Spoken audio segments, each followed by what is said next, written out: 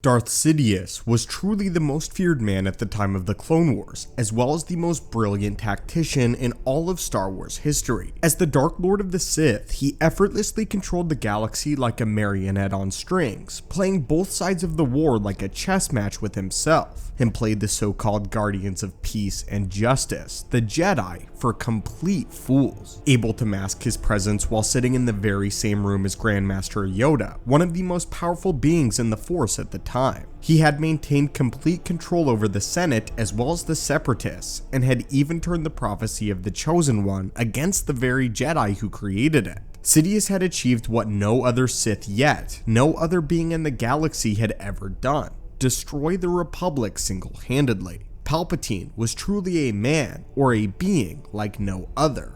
But like all things, big or small, this titan among men does have a history, as well as a childhood. So what exactly did this entail? And why didn't the Jedi find Palpatine as a child despite being massively Force sensitive? In The Phantom Menace, Qui-Gon mentions that if Anakin had been born on a world in the Republic, then they would have identified him directly through the Force much sooner. Palpatine's homeworld of Naboo was in fact a part of the Republic, so why hadn't he been identified by the Jedi considering his enormous midichlorian count? A count that even exceeded that of Yoda's. Well, my friends, put on your best robe, because today we will be walking into the Senate chambers of the Supreme Chancellor himself, and looking into Darth Sidious's history before his Sithhood. We have done a few videos in the past about Palpatine's childhood, so for now, let's do a quick recap of his childhood. Sheev Palpatine was born on the planet of Naboo to an aristocratic family that was one of the most influential of that day. Casigna was the head of the Palpatine family and Sheev's father. A spineless and oily man, Casigna was always more than ready to use his family's wealth and influence to throw credits at whatever problems would plague him, including problems created by his son. Unfortunately, it didn't seem as though he would be able to throw enough credits at his biggest problem in the end. This again being his son. Sheev was always of the opinion that the Palpatines had plenty of room to grow and could amass far more power on Naboo. However, that his father insisted that they had gone as high as they could go, and he just desired to live out the rest of his days in luxury and peace. Sheev would rebel against his father, and the two butted heads throughout his many years. Just to slight him, Sheev would do a great many misdemeanors that would get any other youth into prison.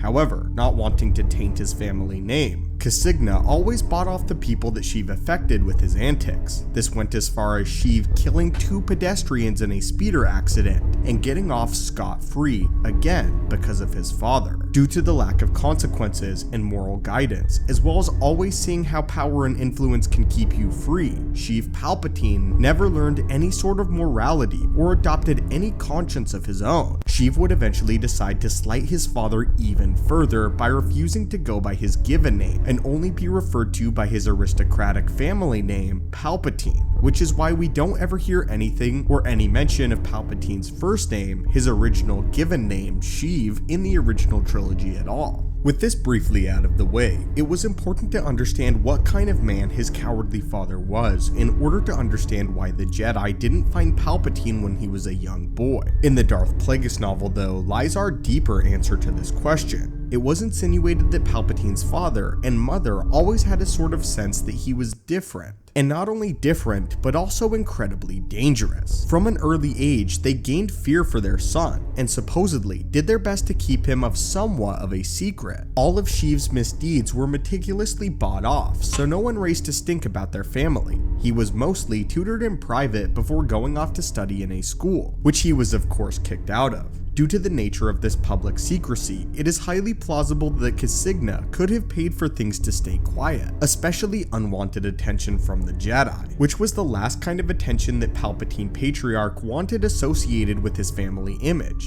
By the time that Darth Plagueis himself, or as he referred to in the public, Higo Damask, met the young Palpatine, he was a bright young man in university who still carried much rage within his heart. Plagueis described how he had attempted to use the Force to delve into the boy's mind and prod around for some information on the curious lad. He would be left ultimately disappointed yet again though, However, intrigued by the fact that he could barely feel anything when sensing Palpatine, which he thought was miraculous. Plagueis had a very difficult time sensing the boy's presence in the Force even while he was trying to. This leads us to believe that Palpatine had an innate ability to cloak his Force signature without even knowing it, or perhaps it was even intentional. This is again another reason why the Jedi never sensed or found the boy on Naboo. Not to mention, while as he was a senator, he was able to stand feet away from a Jedi, some of the most powerful Jedi of the era, and they could not sense his place in the Force. It's important to note though that this is the Legends explanation, and the canon explanation could be very different, but due to the lack of a canon answer, this is what we will have to base our assumptions on. If the Jedi had found Palpatine, it is likely that they would have thought he could have been the chosen one due to his exceptionally high midichlorian count. Obi-Wan and Qui-Gon were astounded to find that Anakin's count had exceeded that of Master Yoda's. Well, Palpatine's did as well. Master Yoda's midichlorian count sat at around 17,700, whereas Sidious's clocked in at around 20,000. Though I can't help but feel that even if Palpatine had been trained by the Jedi, that things would have turned out any differently. In the Book of the Sith, Sidious talks about how he had been intrigued by the Sith ever since he was a young boy. It was almost fated how that on Naboo, he would use his family's wealth to acquire Sith knowledge on the black market. Growing up in the Jedi Temple, I would presume that Palpatine would still be just as rebellious and would eventually find the way into the forbidden section of the Jedi archives. This would include all sorts of Sith knowledge, artifacts, and even holocrons that were looted from the temples during the Great Wars of old. Palpatine would have likely taken every opportunity to study these manuscripts, and becoming fascinated by the Sith, likely would have snuck away from the Order to seek them out. Or another likely scenario being that Plagueis and him would still find one another. There were several occasions that Higo Damas came into contact with Masters Qui-Gon Jinn, Dooku, and Sifo Dyas. With him being in close proximity to these Jedi, perhaps he would have come across Palpatine all the same, and sensed the growing dark side curiosity within the young Jedi initiate. Nonetheless, the answer to our question appears to be that the Palpatine family hid Sheev from the public eye, including the prying eye of the Jedi, and that Palpatine had an innate ability to block his own Force signature from other Force sensitives, as if he could block his signature from Darth Plagueis, one of the most inherently gifted dark side wielders of all time. He could surely block his presence from a common Jedi. Not to mention that it was essentially fated for Palpatine to become a Dark Lord. But anyway, my friends, what do you think of this explanation? Do you think that things would have turned out differently had Palpatine been found by the Jedi? Let us know your thoughts on this, and as always, may the Force be with you, and have a great day.